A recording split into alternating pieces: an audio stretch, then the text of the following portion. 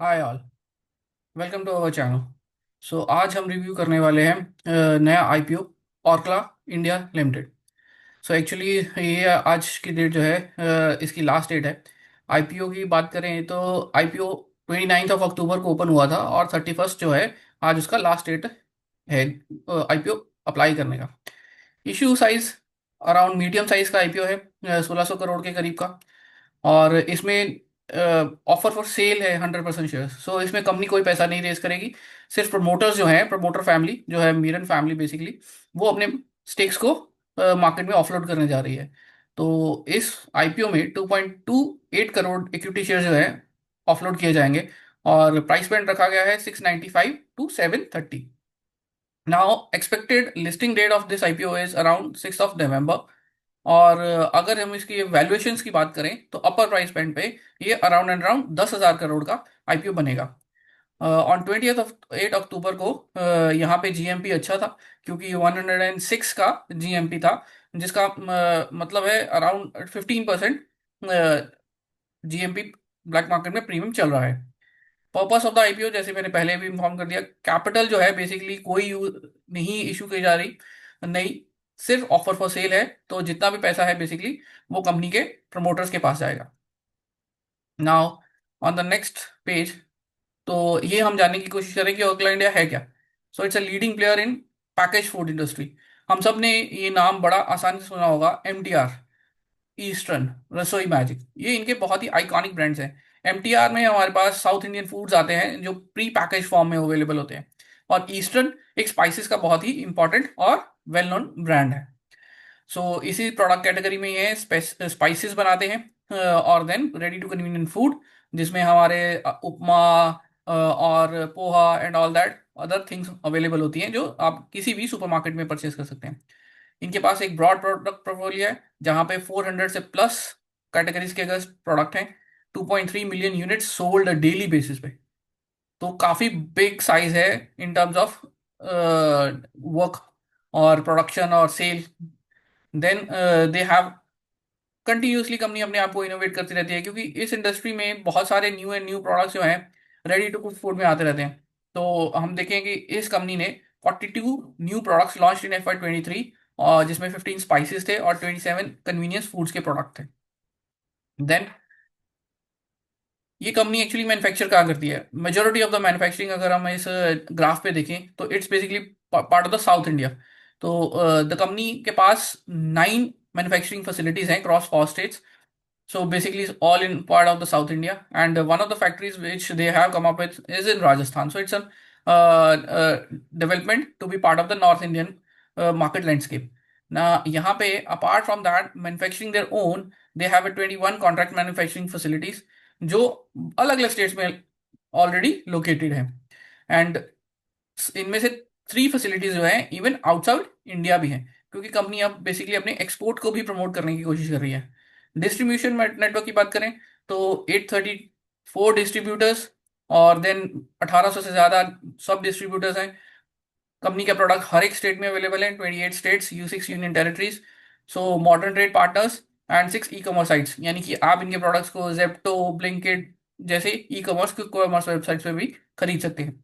तो ब्रांडिंग अच्छी है, मार्केट ऑल इंडिया कैप्चर करती है, और प्रोडक्ट जो है रेडी टू ईट है, जो आजकल की रिक्वायरमेंट के अकॉर्डिंगली सूट करते हैं। क्योंकि खासतौर पे अर्बन एरियाज में बहुत सारे प्रोडक्ट जो है रेडी टू कुक में अच्छी कंजम्पशन की जा रही है।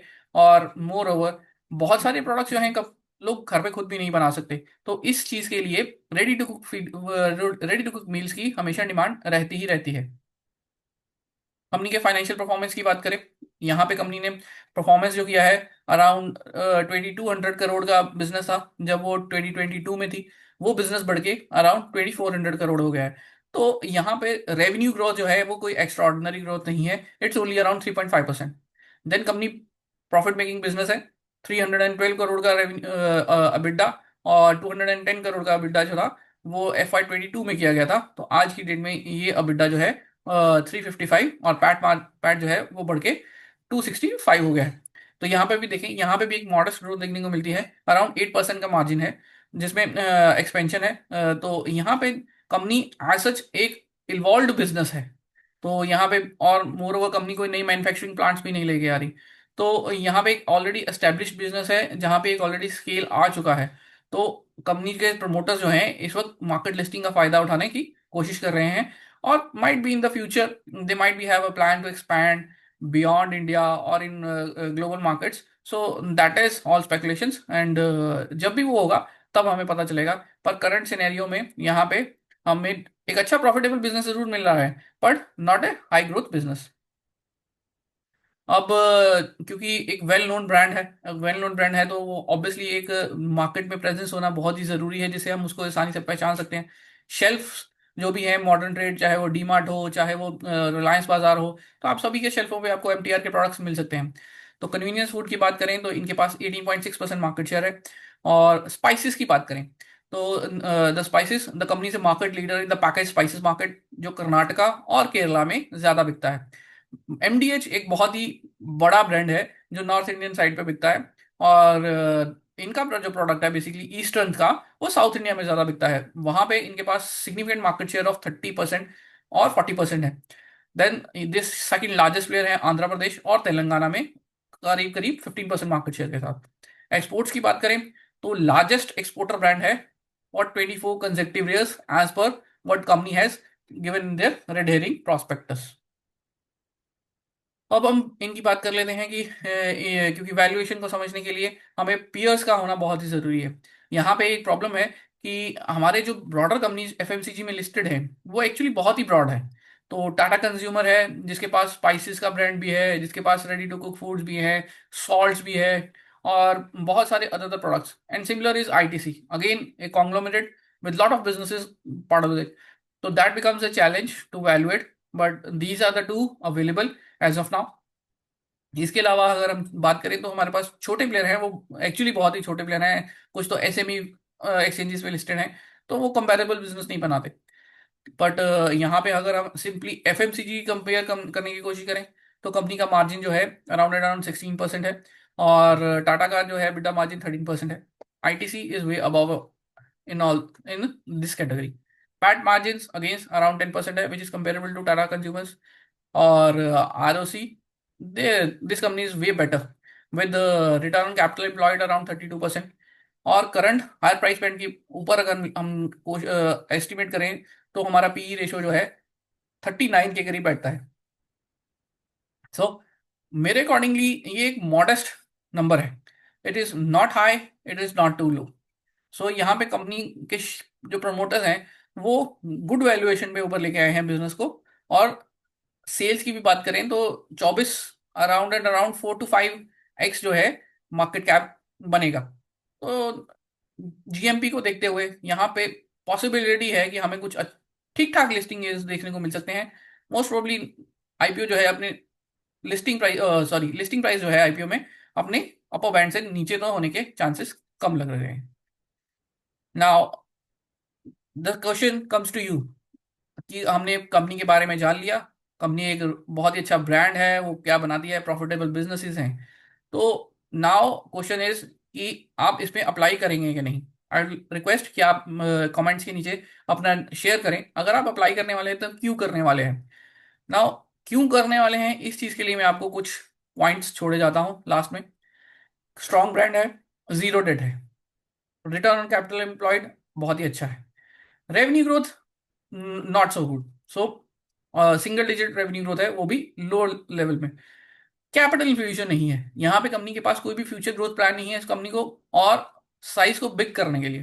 तो that's surely one of the challenges जो एक वैल्यू इन्वेस्टर ढूंढता है लॉन्ग टर्म इन्वेस्टिंग के लिए। तो बट अगर कंपनी एक्सपोर्ट में बनाती है और पैन इंडिया अपनी एक्सपेंशन जो है कामयाब कर लेती है, जैसे कि उनके पास साउथ इंडिया में कुछ स्टेट्स में 30% से ज़्यादा मार्केट शेयर है, और इन द सिमिलर वे अगर कंपनी नॉर्थ और ईस्ट में भी अपनी प्रेजेंस को बढ़ा लेती है with more manufacturing plants either through contract manufacturing और their own, even then it the case जहां पे वो थोड़ा बहुत अपना मार्केट शेयर कैप्चर करके अपने स्केल को बढ़ा सकती है। So these are the 4 points जो मैं आपके पास छोड़े जा रहा हूँ, जिसके अकॉर्डिंगली आई थिंक सो अगर आप इनमें से डिसीजन ले लेते हैं कि हाँ, then you will be having understanding कि आपको आईपीओ में अप्लाई करना चाहिए और क्यों करना चाहिए और क्या एक्सपेक्ट करना चाहिए। At last, this is a disclaimer which is as per the practice suggested by the SEBI. I have taken the AI help for preparing the data and this report. Rest of the disclosures are mentioned over here, and you can also visit our website to check out the full disclosure pages. Thank you for listening to me. और अगर आपको ये IPO review पसंद आया हो तो I request you to subscribe to our channel, ताकि आने वाले समय में जितने भी न्यू आईपीओज आ रहे हैं आप उनके भी रिव्यूज को यहाँ पे सुन सकें। आप हमारे सोशल मीडिया चैनल्स पे भी इन रिव्यूज को रीड भी कर सकते हैं। Thank you for listening, thanks for your time.